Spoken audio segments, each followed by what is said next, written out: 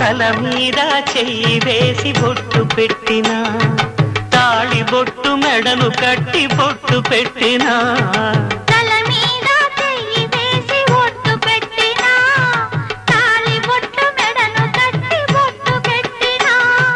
సన్ని కళ్ళు తొక్కినా సప్తపదులు మెట్టినా సన్ని కళ్ళు తొక్కినా సప్తపదులు మెట్టినా మనసు మనసు కలపడమే